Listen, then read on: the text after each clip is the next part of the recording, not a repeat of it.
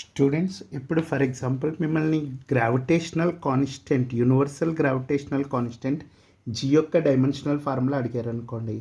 అప్పుడు ఈ జీ మీకు తెలిసిన ఏ ఫార్ములాలో వస్తుందో చూసుకోండి. మీకు తెలిసి రెండు ఫార్ములాస్ ముందు గుర్తు రావాలి. ఒకటి ఏంటంటే small g is equal to capital GM by R square, ఇది ఒక ఫార్ములా గుర్తు రావాలి. లేదు అంటే ఫోర్స్ బిట్వీన్ టూ బాడీస్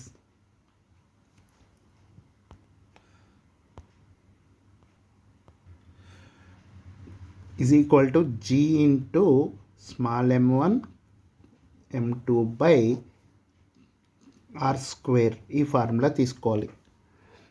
ఏదో ఒక ఫార్ములా ఇది కానీ తీసుకుని మనం సాల్వ్ చేయొచ్చు అనమాట.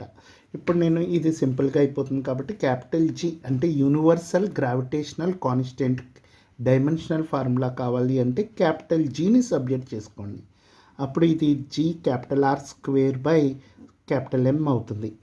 ఇప్పుడు దీని డైమెన్షనల్ ఫార్ములా కావాలి కదా, capital G is equal to, ఇది స్మాల్ జీ అంటే ఎక్సలరేషన్ డ్యూ టు గ్రావిటీ అంటారు. అంటే ఎక్సలరేషన్ డైమెన్షనల్ ఫార్ములా తీసుకోవాలి. Acceleration dimensional formula LT⁻⁻2 into radius అంటే ఎర్త్ యొక్క రేడియస్ అంటే సమ్ డిస్టెన్స్ కాబట్టి ఎల్ తీసుకుంటాం. ఇది ఎల్ స్క్వేర్ బై ఎం తీసుకుంటాం.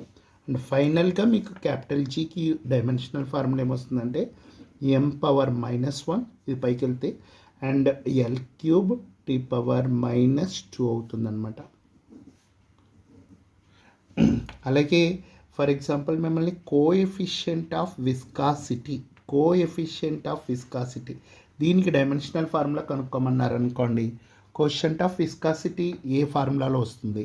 For example F is equal to viscous force ఫార్ములాలో వస్తుంది 6π∗RV. ఇక్కడ ఈటా అనేది కోఎఫిషియంట్ ఆఫ్ విస్కాసిటీ. దాని డైమెన్షనల్ ఫార్ములా కావాలంటే ఈ ఎఫ్ బై 6కి పైకి నెంబర్స్ కాబట్టి ఇవి డైమెన్షనల్ ఫార్ములాస్ ఉండవు. ఇంకా మీకు ఆర్వి ఉంటుంది.